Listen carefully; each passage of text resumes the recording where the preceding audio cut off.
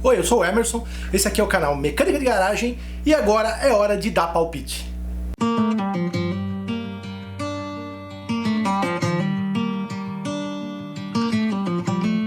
Nesse vídeo aqui eu vou falar a minha opinião, a lista dos 5 melhores carros do Brasil de todos os tempos. É importante frisar que o meu critério de seleção de melhores carros implica necessariamente em falar qual carro que marcou na época dele, ou que ele tem alguma característica marcante, alguma característica importante.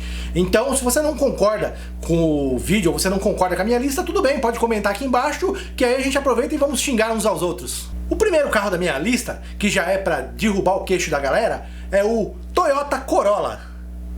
Eu sei o que você tá pensando. Caramba, o carro do avô. O carro do tiozão do churrasco. Sim, é mesmo. Eu também sei que todo mundo acha esse carro mais sem graça do que a piada do pavê. É pavê ou pra comer? É pra enfiar no seu. Mas esquece que é um carro chato, que é um carro sem muita graça. Se você só pudesse ter um carro na sua vida, provavelmente ele seria o Toyota Corolla. Para começo de conversa, o carro é mais resistente que um trator russo. Esse carro também é mais confiável do que a sua mãe quando ela prevê que vai chover. Gosto, meu filho! Pega o guarda-chuva que vai chover daqui a pouquinho. Eu sei que tá 38 graus na sombra, mas vai chover, bote fé em mim.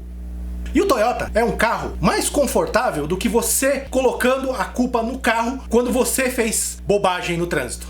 Cara, eu sei, tudo bem, eu não vi o buraco, ok, sem problemas. Mas se o carro fosse bom mesmo, a roda não tinha ido parar lá na esquina. O Toyota Corolla não dá manutenção. Mentira! Todo carro dá manutenção, aceita que dói menos. O problema é que o povo costuma negligenciar a manutenção do carro. Aí, na primeira vez que quebra alguma coisa, finalmente, depois de muito tempo negligenciando a manutenção, quando você vai soltar o primeiro parafuso, o carro desmancha, como se o Thanos tivesse estalado os dedos. Vou frisar, todo carro dá manutenção, seu bando de relaxado. Mas enfim, nosso quinto lugar da lista, o Toyota Corolla, é um carro muito bom. Se você duvida, pergunta pro seu avô. O quarto melhor carro da nossa lista é o Gol GTI, aquele quadradinho dos anos 80, o primeiro Gol GTI que saiu. Esse carro entrou na minha lista pelo enorme potencial de entortar pescoço que ele tinha nos anos 80 e que ele tem até hoje, inclusive.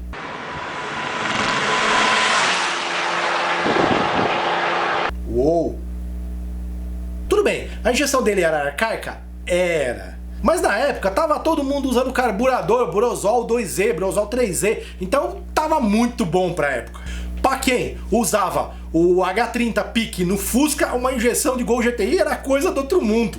Fora as cores, você tinha o cinza metálico, o azul metálico e principalmente você tinha o amarelo. Você tava andando na rua no começo, final dos anos 80, começo dos anos 90, aí você via aquele roncão, via aquele vulto amarelo se aproximando assim e você pensava, isso aí é um Gol GTI vindo ou o Cramunhão se apossou de alguma gemada. Sem zoeira, mano, andar de Gol GTI nos anos 80, final dos anos 80, começo dos anos 90, era a mesma coisa que você passar de Toyota Supra no Afeganistão, velho. É muita alegria. Você chamava mais atenção do que as declarações do Monark. Fora que, pra mim, na minha opinião, o Gol GTI foi o ápice, foi o topo do motor AP 2.0. Eu acho que o motor nunca foi tão emblemático e tão significativo em nenhum outro carro. E sim, eu tô contando com o Golf GTI 2.0, sim. Ainda assim, o motor AP 2.0 foi muito mais emblemático no Gol GTI. O Gol GTI foi um carro extremamente emblemático, extremamente importante na época dele e continua sendo um carro muito importante até hoje, na minha opinião. E o fato do pessoal te pedir um rim e 2 córneas de preço do carro para vender ele ainda hoje em dia, em pleno 2022, mostra que o carro ainda é um carro importantíssimo. O terceiro carro da nossa lista é o Fiat Marea Weekend Turbo. É o quê? Seguinte, esquece os memes, esquece as quebras, esquece as explosões, esquece as vítimas fatais, esquece que o carro, ainda no começo dos anos 2000, caiu na mão de um monte de vileiro que coloca 5 pau de som no carro, mas tem dó de gastar 300 com uma troca de óleo decente. Pensa no carro que o Marea era no ano de 1999. Motor 5 cilindros turbo, 240 por hora de fábrica com limitador. Já sem o limitador, eu acho que o Marea Turbo pegava até o Uno com escada no teto, se existisse o meme em 99. Fora que, nos anos 90, o Maré era um carro lindo, e inclusive ele continua sendo um carro lindo até hoje. É um carro que eu particularmente acho maravilhoso, um design muito bem resolvido. Pra você ver, o Maré ele era tão harmonioso aerodinamicamente que não foram lançados nem kits de carroceria, não existe body kit. Você já viu saia pra Maré? Você já viu spoiler pra Maré? Você já viu aerofólio pra Maré? Não tem, não precisava. Pra você ver, até o Toyota Supra, que é o Toyota Supra, tem uma penca de body kit para melhorar a aerodinâmica do carro, para melhorar o visual. Maré nunca precisou disso. Já parou para pensar nesse aspecto? Uma outra coisa a favor do Maré Weekend é que é uma wagon. E save the wagons. A gente gosta das wagons. Tirando você aí que fala que gosta de wagon, mas compra hatch gordo. A gente tô de olho, hein? O Maré Turbo também tinha o que, na minha opinião, é um dos melhores roncos de carro produzidos no Brasil. E sim, eu tô contando aqui o ronco do Vortec V6 e do Chevrolet 6 cilindros, que são tops também. Mas mesmo assim, na minha opinião, o Maré 5 cilindros turbo tem um dos roncos mais lindos que já foram produzidos neste país de bananas.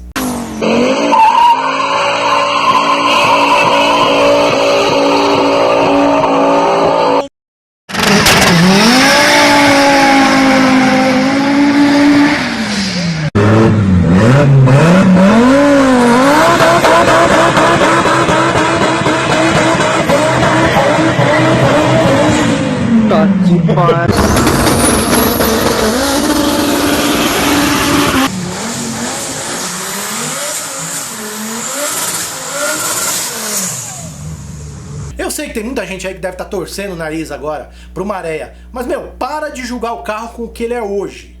Tenta julgar o carro com o que ele era na época. Pensa o que esse carro era quando era 0 km.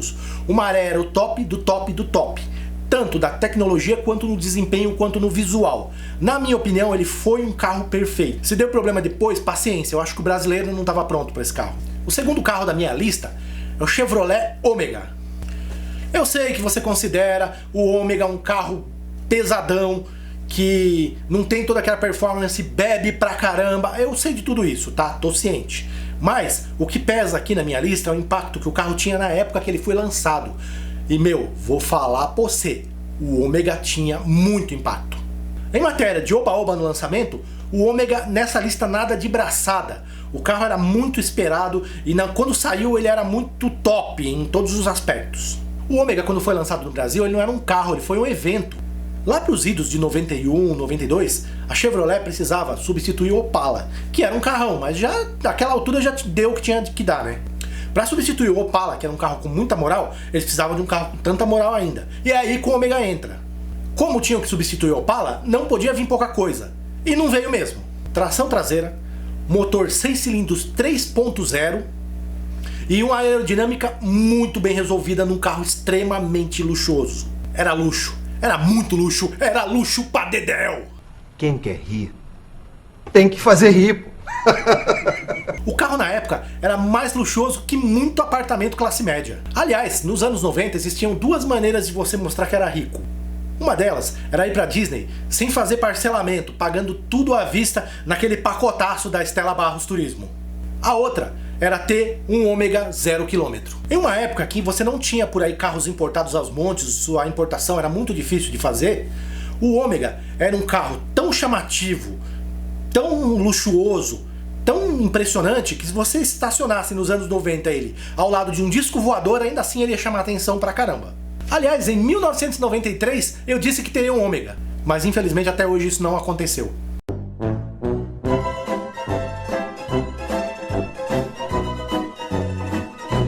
E agora nós vamos ao primeiro carro da minha lista, o carro que eu considero provavelmente o carro nacional, o melhor carro nacional que já houve. E ele é o Volkswagen SP2. Eu sei exatamente o que você está pensando agora. É um idiota. Você está pensando que eu sou idiota, mas você também está pensando que o carro tinha motor de Fusca,